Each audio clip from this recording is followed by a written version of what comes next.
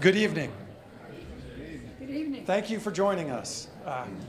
I'll tell you, we just never know what the crowd's going to be like. And so it's great to see so many people interested in our programming. I'm Brendan King. I have the distinct honor of serving as the president of the board of the Upper Arlington Historical Society. So thank you tonight for joining us for our first History Speaks event. A couple people and groups I want to thank. The first is First Merchants Bank. They are the lead sponsor for this History Speaks series, and without them, a lot of this would not be possible. I also want to thank the Community Relations Committee at the City of Upper Arlington. They gave us a grant so that we can record this event tonight, which I suppose with the people in the hallway and the people that had to leave is especially important. And then we also want to take time to thank our members. They're the folks that are sitting in the first couple of rows tonight, and they're the ones that have joined the Historical Society, and their contributions help sustain us and sustain events like this. At this time, I'll ask you to silence your cell phones. As we get into the topic tonight, our goal with the History Speaks series is to discuss topics that are engaging and relevant to the UA community. And I think we've found a topic tonight that's both. I think it's safe to say that we've all shopped at Lazarus at one time or another. A little history about our store here at Kingsdale, or our former store here at Kingsdale. The branch opened in 1970 with its iconic blue brick exterior. It became Macy's in 2005. It closed in 2015. And after 5 years of vacancy, the store became available for development. The land, as many of you know, where the Macy's was, is now where the community center is rising. So we're here tonight to remember and celebrate the community of shopping that existed within the walls of all of the Lazarus stores. Our speakers are David and Beverly Myers. They're well-known local authors. David's lifelong interest in history has led him to turn out a number of nonfiction books on a variety of topics, especially those neglected by others. He frequently collaborates with his daughter Elise and is sometimes, including tonight, assisted by his wife Beverly. In addition to his book, Look at Lazarus, the Big Store, David has authored books about the Ohio Penitentiary, Columbus's Kahiki Supper Club, just to name a few. So please join me in welcoming David and Beverly Myers.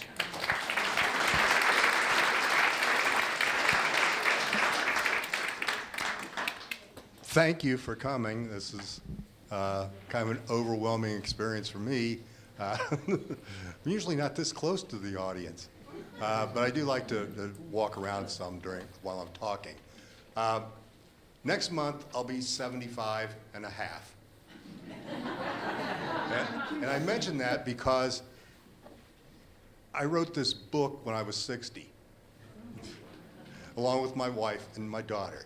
And since then, I've turned out a book or two every year since. And I was asked if I would talk about Look to Lazarus. And I'm happy to talk about it. Who wrote that? It's my daughter and I say, we write these books so we don't have to remember this stuff. So now I've been called in, to dig back into my memory. And of course, there are things I remember vividly about Lazarus and things that I don't remember quite as well. And I'm sure that there are people in this crowd who we should have interviewed for the book had we known that they existed. That's been the case with every time we've done a presentation on Lazarus, as people come forward with stories, and they were employees, and where were these people? But that's the case with every book we write. People come out of the woodwork after we finished that we wish we had been able to incorporate into the book. So sometimes, in the case of the Kahiki, we've done a second book now. I don't foresee that happening with the Lazarus book, because unlike the Kahiki, which has grown in popularity since its demise, Lazarus remains, this wonderful memory for those people who experienced it, and it's just a blank stare from people who haven't. So it's hard to tell them how special it was. After the book came out, we were accused of being fans of the Lazarus family And I confess that we are. And it's not because we were going in, but because of what we learned through the process of interviewing all these people who worked for them and going to, meetings of the retired Lazarus employees and, seeing how highly they thought of Bob Lazarus in particular, because he was the one that was still alive at the time we started this project. And when I was calling people for interviews, they'd say, "Does Bob approve of this?" Well, fortunately, I had tracked him down and gotten his approval, so this opened a lot of doors. But they were just held in such high respect, and we may get into some of that later, but I think I need to start moving along just to set the story for you. This is the book, Lazarus, a Big Store, and it was one of the earliest books we did, and it sold really well, thanks to Ann Fisher. She had us on, and sales went through the roof. So I've been forever in debt to Ann Fisher. I want to mention, we had the introduction done by Christine Hayes. She just passed away fairly recently. She was the daughter, little girl at the top there, the blonde girl, of Ben Hayes, who was a very popular local columnist for the newspapers. And they were kind of the Lazarus family. In fact, for Father's Day one year, they did a whole photo layout of them to promote the furniture that they're using for their cookout and things. But Ben would write copy for them. His wife did design, and Christine just enjoyed this. She was kind of the token child in a lot of these advertisements. When you start digging into a story like this, you don't know what you're going to find. Fortunately, due to Ed Hoffman, who's a book dealer locally, used books, I had contacted Ed, asked, "Do you have anything?" He did. He had this. This was the draft of a book for the centennial that was never released. And this is just the layout for it, indicating what they were going to include in this book for their 100th anniversary in 1951. They did have a centennial celebration, but they did not release a book with it. So we had all these sketches and things and story ideas that they were going to use to let us know what they thought was important in their story. And so you will see some of these illustrations throughout this presentation. The thing about Lazarus is we know it all as this huge department store. But they started out basically as a clothing store, men's clothing, men's furnishings, which would be belts and collars and hats and that kind of thing as well. That's where they started out. As of 1800, most of the clothing that we wore was being made by women at home. They'd sew their own clothing, sew the clothing for their family. If you were a little richer, you might have a tailor that would do the suits for the men, but still women generally did their own dresses and things, unless they had a dressmaker, a seamstress. But there wasn't any kind of industry where you would go in and shop around and buy a dress or a suit or anything. So that's kind of the starting point.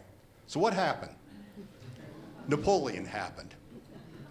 And as Napoleon was trying to conquer Europe, he kept bringing more and more people into his army from those countries he conquered, and they needed uniforms. Well, he couldn't just place an order for uniforms, because they didn't have any sense of sizing or anything at that point. However, some industrious women got together and approached him and got these contracts for 10 of them would work together and just sew, shirts, pants, jackets, of all different sizes and sell them to him. Working, by hand, there weren't any sewing machines. And they'd sew these things so that Napoleon could clothe his army. Because you can't have a proper war unless you've got people dressed in uniforms, because how do you tell one side from the other? So that gave a kickstart to an industry we didn't even have at the time, which was clothing manufacturing, except it was pre-industrial age. So what came after that was slop shops. Sailors would go, when they're out to sea, they would ruin their clothing and things. When they came ashore, they only had a limited amount of time to get something new to wear.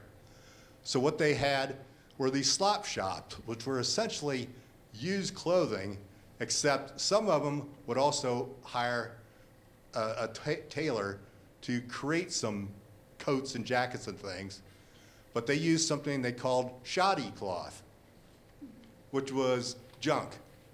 But they weren't worried about the guy complaining about the quality of his clothing. Once he's at sea, they'll never probably ever see him again. So that's where the term shoddy came from. It's just the quality of this cloth they were using. Then, this was the birth of the garment industry. Erie Canal was built in New York, and it went all over the place, connected to different navigable seaways. And for some reason, a group of German tailors congregated in Rochester, New York. And in 1848, there were 30 of these tailor shops. And what they found they could do is turn out clothing and put it on the canal boats and ship it all over the place. And so because it was so successful, they had more tailors to congregate there too, and they started organizing themselves so that you had a tailoring industry. All that was holding them back was equipment. They were still doing things by hand. Then it was developed in 1846, patented, but the first really usable sewing machine was this one by Elias Howe and manufactured in 1851. So then you had all these tailor shops in Rochester and other places start buying these sewing machines. So that, I don't know, what if they were turning out one suit a day, now they could turn out 12 or 20 suits a day due to these sewing machines. So that really revolutionized things. However, there still wasn't any sizing. Nobody knew sizes at that time. So you're just creating something, and people would have to go into the store and try it on. Civil War fixed that. See how war is contributing to the development of the clothing industry? First Napoleon, now the American Civil War. And that's because every soldier who was recruited into the Union and the Confederacy was measured. All their measurements were taken. And these were compiled. And people took these and saw, oh, we can break these down into groups, because these seems to be fairly common sizes, or clusters of measurements that we can create, standardized sizes by. And that was used, and the whole garment industry just kind of went wild over that.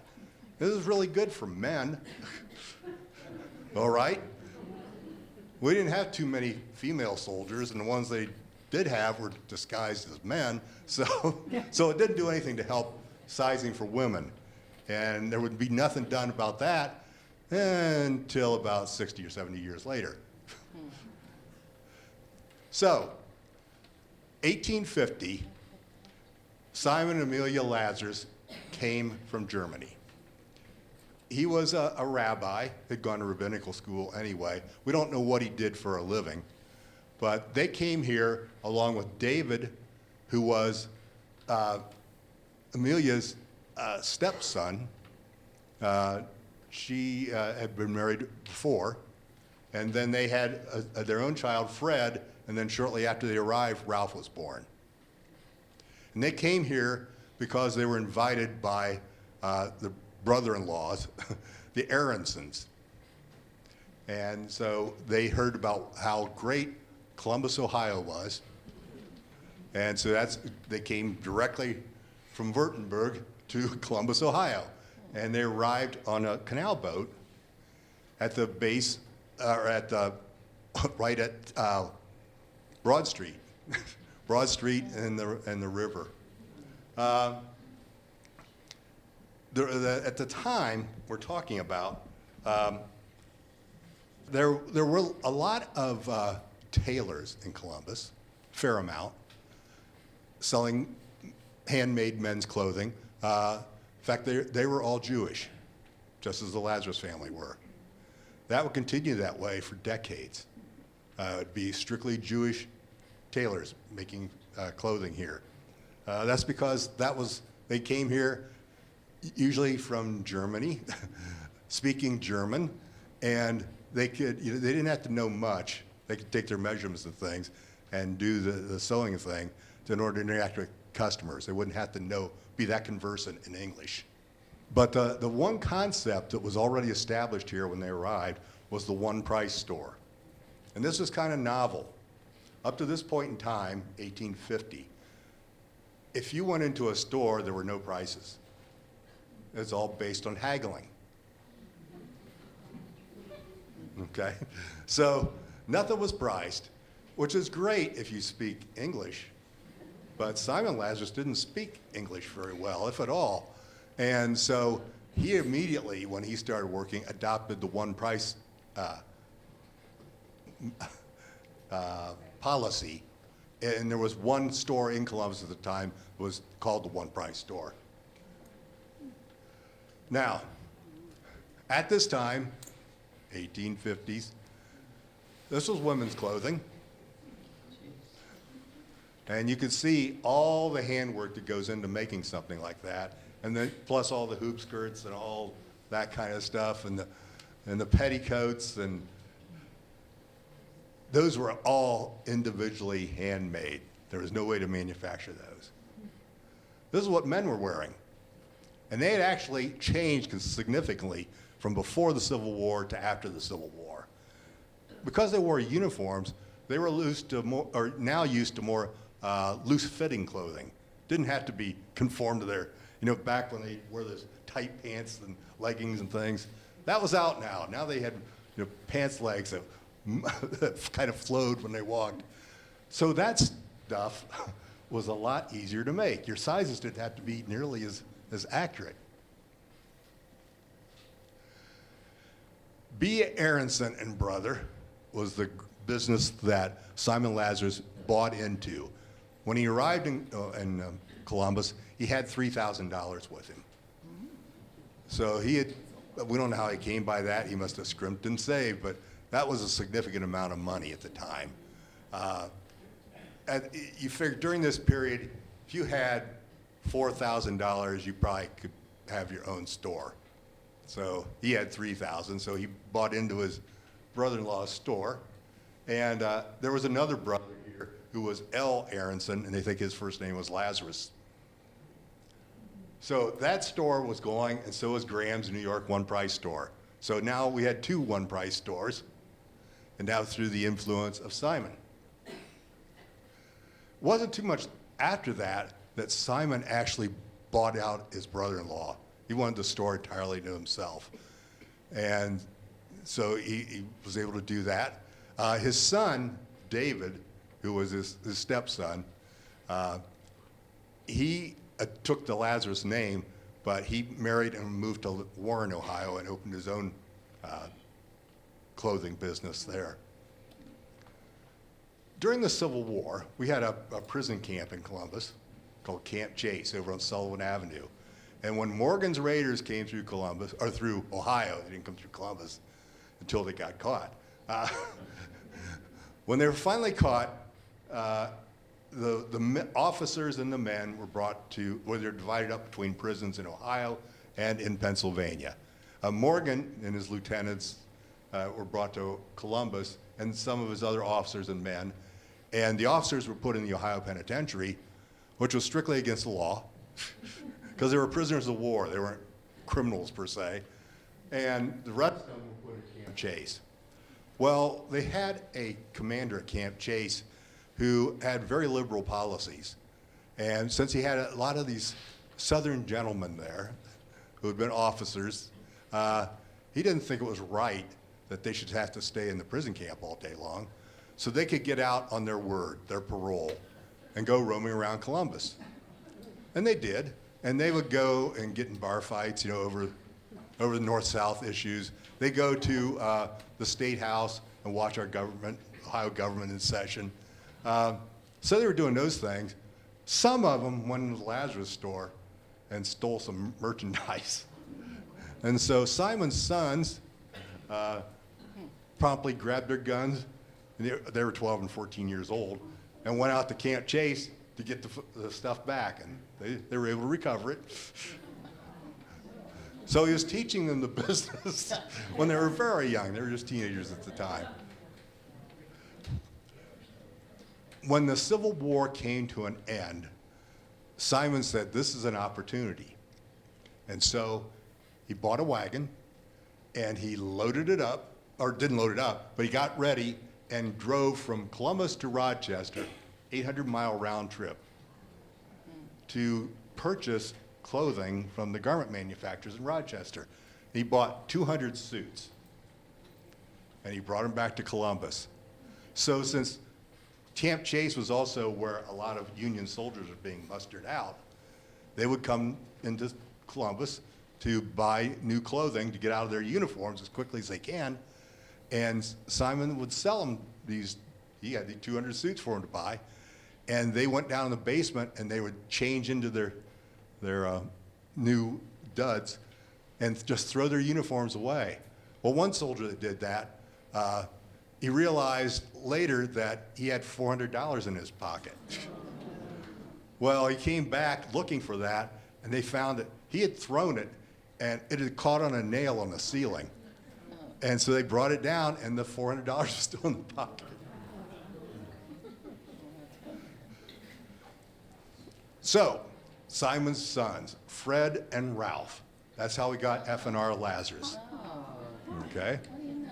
And they differed from Simon in that, Fred was just an infant when he was brought here, and Ralph was born after he came here.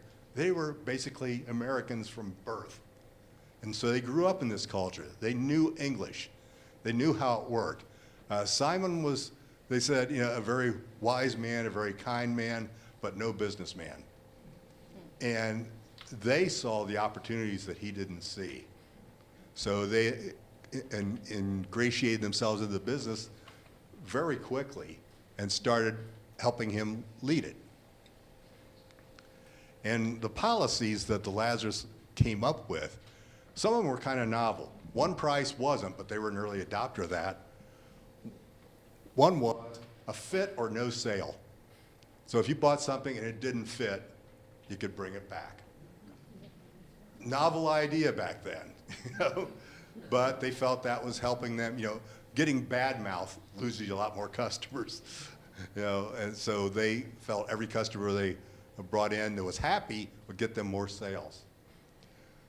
So they started building their business on the block that is south of the current downtown Lazarus store, one that has the bank on the corner of it. That whole block was practically theirs. And they just kept adding on to it and adding on to it. And till it looked like that. And this was in 1877. And you can see it's got electric lights on it. And they were the first business in town to have electric lights. They had their own electrical power plant. So they would light up the building. They had everything outlined in lights like Christmas, and you could see it from many miles away outside Columbus because it was the only thing that was lighted up. Down here you see 1874 S. Lazarus and Sons. That was basically where they first started out, and then they built up it as they kept adding to it. Abraham Cohen here is a sidebar. That says S. Lazarus and Sons as well. Cohen was a brother-in-law. He married Simon's daughter. They couldn't stand him. He didn't get along with anybody. And so they said, what we'll do is we'll give him his own Lazarus store. And so they did. They set him up, and he got his goods and things from the same places they did. He just had to run his own business, and that's how they managed that conflict within the family. This is Fred and Ralph, and they're the next generation. And you can see one of them is a very dapper individual, and the other one was a little more austere. Ralph was really into fashion. He bought all the fashion, had nothing to do with women. He wouldn't allow them to hire any women in the store. The two of them, they maintained the same bankroll, a banking account. They shared everything, except that Fred got married. And so all the descendants from the family came through Fred. And Ralph never had any children, but he was very good, at buying things. He had a really good eye. It's just, there's these questions about his orientation and whether that, why was he so insistent to not have any women in the store? So they don't have, Lazarus family has no answers. These are the facts. We don't know. But he was very good at what he did. And so he definitely contributed to the store. They were, defined themselves as a square-dealing clothiers. And he points out, Jan Whitaker, who's a guy who writes about department store history, he says that they catered to men because men were loyal to the store, less prone to comparison shop than women, and less likely than women to handle the merchandise. I don't know if there's any truth in that, but that's the policy that they had. And it was reflected in the store's layout later on, because this carried over for a while. I mentioned they had their own power plant. This is their power plant. They had a stable because they did home deliveries. They were one of the earliest stores to do home deliveries. You can see how the building is lit up there with the lights. This over on the right, because the Lazarus store was kind of this rabbit warren of connecting buildings, they had an office in the back, and they had mirrors set up so they could watch all the way around through the building. And they weren't concerned about shoplifting. They were concerned about whether their employees were giving good attention to the customers, because it was customers first. And they said, in our organization, the customers at the top, we're at the bottom. Yeah, the arches, that's why Columbus was the arch city. Originally, we had wooden arches that had flames on them. And then when electricity came by, they switched to metal ones with electric lights on them.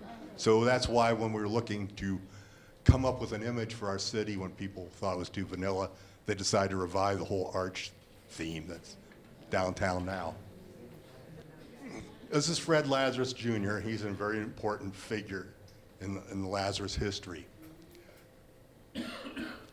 He was basically the financial guy, but he was also very innovative, and he is responsible for the store surviving the Depression, and I'll get to that in a few minutes. But here's just some of the things. In 1887, they decided to open a shoe department, and they quickly became the biggest shoe sales company in the state. And when they were doing shoes, they allowed women to buy shoes as well. So that was kind of the foot in the door for women at Lazarus, was buying shoes. And they must have behaved themselves fairly well, because Fred anyway said, we got to continue to get more women into the store. In 1891, they had this thing called the Niagara Soda Fountain, which was kind of the beginning of them putting restaurants in their store. And this was a big marble thing that was beautiful to see, and it was in the old store, and they would move it into the new store. 1902, they were very concerned about retaining their employees and keeping their employees happy. And so they would later call all their employees associates. And they had an organization of associates that was managed by the associates. And it was to provide them with all kinds of social and recreational activities. And the beginning of that was the 1902, where Lazarus sponsored bowling leagues for their employees. Accounts receivable, that was Fred's idea. And this was kind of brand new. There wasn't anybody doing accounts receivable at that time. But Fred decided that's what he wanted to put into their business to help it grow, and it helped a lot. And Jesse Ross, right after Ralph died, Jesse Ross was hired. They had, at that time, 8 telephones in the store. And she was in charge of the switchboard, and she was also executive secretary. And she stayed with the business for many, many years. But she was the first woman that was employed, and many others would follow very soon after that.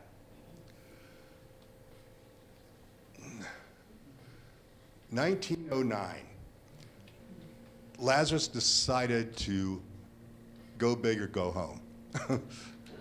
The family put $350,000 into building a new building in the place where the America Hotel used to be, which is where the Lazarus building sits now. They also mortgaged all their land, all their property.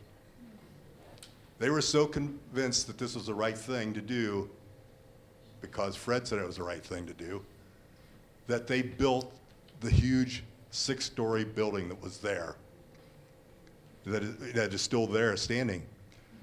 And this was at a time when every other department store was cutting back because things weren't going well financially at this period of time, 1909, in the lead up to World War I. But Lazarus decided this is the time is right to do this. And so they built this enormous building, knowing that they would only use the first 3 floors of it. They didn't have enough to put in 6 floors. And in order to transfer all their equipment and merchandise to the store, they blocked off Town Street at midnight, and they'd laid wooden planks across there, and they'd also put a canopy over it in case it rained. And they rolled every bit of that into the store and had it there all in the next morning. And as Charles Lazarus, who comes later, said, that was the chanciest decision the family ever made. And nobody knew what to expect from this. Fortunately, and that's the building that they rolled across that street, fortunately, their sales doubled from what they were the previous year. So they had done the right thing. And this allowed them to create all these different areas. At one time, Lazarus put out a series of postcards showing what the entire side of the store looked like. So that's some of those, just showing how things were organized. And at that time, if you went into a store, you didn't walk up to the rack and take off a coat or something. Everything was behind a counter. And you had an informed salesperson, an expert in his or her field, who you would deal with. And you'd tell them what you're interested in, and they would go get that. They would size you up and go get what you need and bring it out for you to examine. The sepia tone card, that's the bookstore that they had. It was famous all over the United States. They had famous authors, loved coming to Columbus. And Saturday Review magazine would write up visits of famous authors to Columbus, Ohio, because of a woman named Teeters who ran the bookstore. And when she died, the obituary was in the Saturday Review because she was so well known.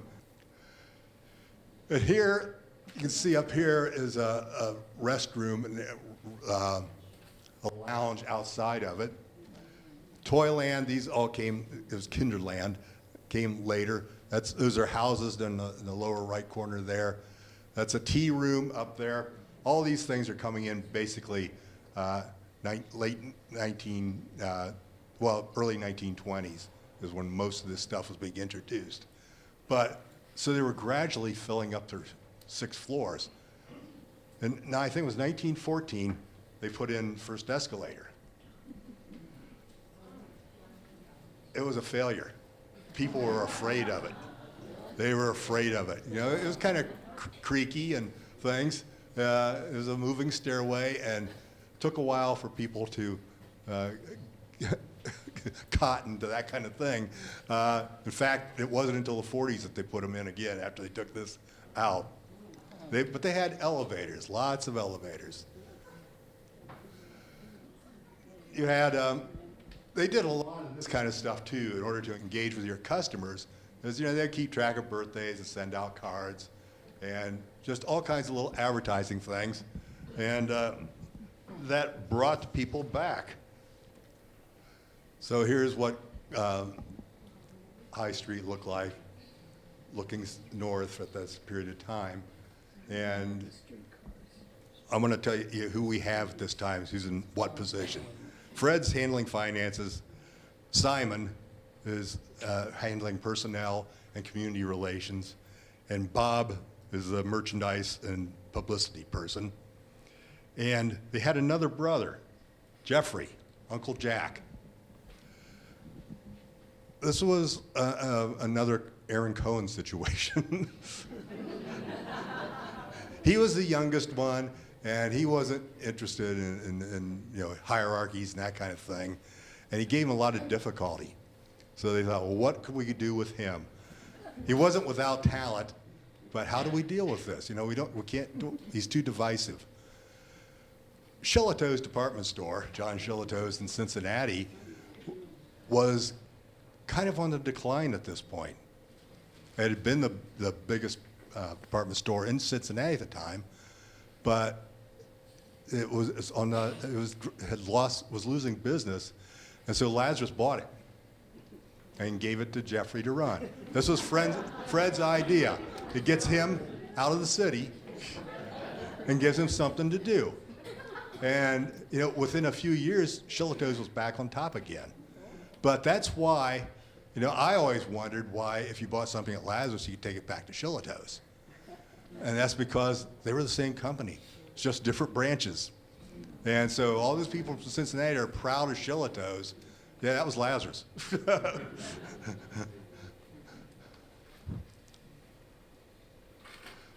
So 1951 will be the centennial. And that's the booklet, or book that it was laid out, was aiming for 1951.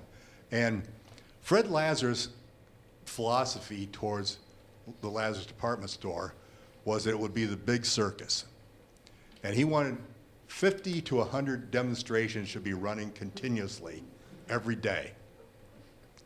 And that could be from doing a cooking demonstration to some, they could have, you know, a petting zoo for the kids. They could have, you know, anything you can think of, a celebrity come in, a musical group.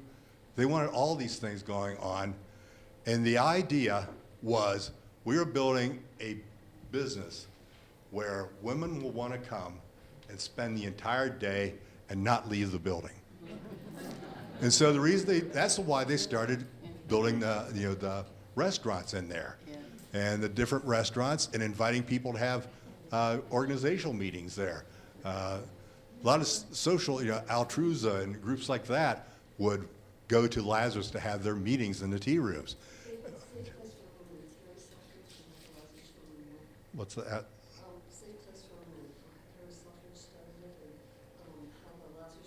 Well, you tell. Okay. Who watches PBS? do you remember Mr. Selfridge? Well, Harry Selfridge was the first person to put a safe place for women in a department store. And of course he had them in the UK, in London, but he had one in Chicago, and Lazarus copied it. And a woman could go, and that was a safe place to meet other women. It was a place where you didn't have to be escorted. So Lazarus was on the forefront of that. I thought that was kind of exciting. And even though the Lazarus women did not work in the store, They were involved in many community happenings and gatherings and things, and they met in the restaurants in Lazarus. So, yeah, that was his philosophy. And the idea, that's why they kept adding things, making this department store. There was actually, back when, as early as the 1840s, people thought of department stores as the octopus, because they didn't trust them bringing all these different, types of merchandise in. But this one countered that. We're going to build this building. Women will come there in the morning. They can shop all day. Everything they want's in there. They can, eat lunch. They can eat breakfast. They can eat dinner. They can take a nap. The lounges, they put cots and things in there for that, because they didn't want them to leave the building. It's a lost sale if they go down the street to something else. One of Lazarus's failures, one of the very few, was they had a university men's store in the 1920s. And actually that part is about the only building that's still standing there. It'll be down soon. Pella and some of the other management groups are still occupying it because they haven't finished the other buildings, but then it'll be leveled as well. So they had a store for university men, and it didn't survive. Here's some of the entertainment. Imagine everybody remembers Zippy the Chimp from the Dave Garroway show in the early 50s. There's this fountain. They've got this group. I think that's Montana Michi and his cowboy band. They would perform on the radio, advertising them. In the 40s, they put the hijinks room, where they sold Pepsi for the teens. That was Miss America from Columbus, the only one that won twice. But that's all the kind of things that would go on there. And I remember during the Kenley Players era, all the Kenley Player stars would go there and meet and greet the public. Fred always carried his pocket watch, and that's why they used this watch motif. If you remember, on the first floor, they had a giant pocket watch thing hanging there. Few pennies a day plan was his idea as well, which was allowing people to buy things on just a few pennies a day. And they did everything they could, bending over backwards, to ensure that customers could buy what they wanted to buy. Very liberal with credit. They would start in the 1940s, late 40s, after World War II, they started their own credit cards. I still remember they were in a leather pouch and they were in a metal card. You had to run it through the machine. Now, I mentioned earlier, Fred saved them. This is how he did it. Nobody knew that the stock market was going to crash in 1929. But Fred already decided, it would be a lot more economical for us to band together with other large department stores across the country and form this co-op to do purchasing. And so he got, Lazarus and Shillitoes, of course, but Abraham and Strauss from Brooklyn, William Filene from Boston, and Bloomingdale from New York. And they met on a boat off Long Island and agreed to go together. And what they did is they created this organization called Federated Department Stores. And they all were shareholders in Federated Department Stores. So if one of these entities was losing money, the others were kind of holding it up. And so it put them in a perfect position when the stock market crashed, because they had this mutual aid society to keep each other going. And the only thing Fred regretted about it is he said it was Lazarus and Shillitoes that carried the rest of them.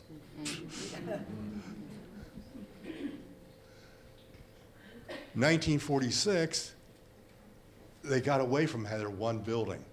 They bought this Columbus Auditorium, as it was called at that time, right across the street, catty corner, across Front Street, and they made that the annex, as it was called. And before that, you know, it was kind of an interesting building because it had a gymnasium in it. Marathon dances were held there. Red Skelton got his start doing as an MC for marathon dances here. And so a lot of things happened there music-wise, but then it became part of Lazarus. And they even created a tunnel between that and the Lazarus, main Lazarus building, but you had to go down a ladder to get to it. So that became kind of an area where they did a lot of different activities, a lot of novel promotional type things, like the world's biggest wheel of cheese. And to make it brief, they started out with a 1,000-pound wheel of cheese, and they would cut slices from it, and people come and buy it. And it was such a big hit. Next year they had a 2,000-pound wheel of cheese. That was a big hit too. Next year, 3,000-pound wheel of cheese. Problem is, that's, you know, that's a lot of cheese. That's a lot of weight, and they get it into the building on a cart, and they have to roll across the floor, and it was buckling all the floor tile because it weighed so. So that ended that whole thing. They never went beyond a 3,000-pound wheel of cheese. Here's some of the other innovations. Bev mentioned you could take a nap. If you weren't feeling well, because you're shopping, if you've been shopping too hard, you needed a break, you know, exhaustion was setting in, they had an area where you could go and take a nap. Okay? They also had, that woman is a nurse. She was a visiting nurse. If the employee was sick at home, they go pay, the nurse would go see her, see the employee and see whether they needed anything, you know, with medication or whatever. They had an on-staff doctor too, so the employees that got sick could be examined by a doctor. Yes, okay, we're getting close to the end here. This is their cafeteria, employee cafeteria, and one thing I want to say about the employee cafeteria is that this is where wives of, you know, of Lazarus employees, the male employees, go to watch the Lazarus women. And they would model their behavior after the Lazarus women. They would see what forks they used, they'd see what they were wearing, that kind of thing, okay? So I was given the signal, I gotta wrap this up. What I'm gonna do is I'm gonna jump it ahead. That's the 60s and some of these other things, okay? I'll give you, things we're going, we'll slowly go through Christmas, okay? These are some of the sketches we've done for Christmas. And this is, you know, kids enjoying Christmas, and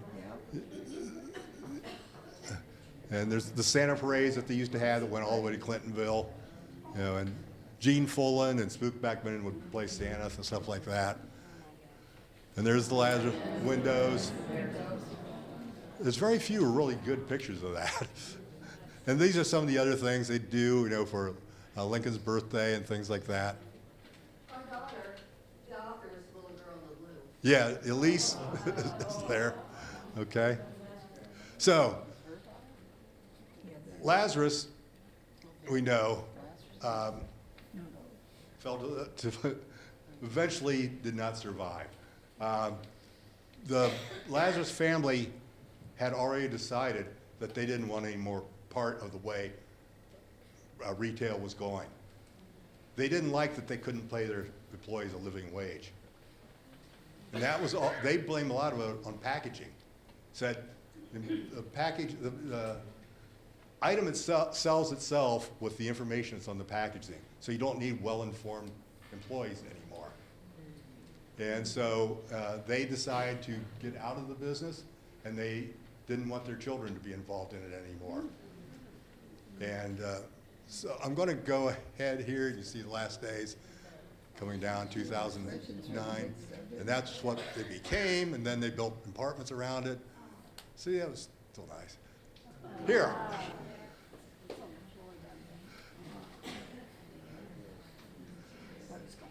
This is a guy named Rick Ford, and he worked opening Kingsdale. And he contacted me a few years ago because I've written the book. The interesting thing he told me about Kingsdale is that they didn't have an employee cafeteria. All they had was vending machines. They didn't have a basement, bargain basement. But they were also really hung up on this sycamore tree. And the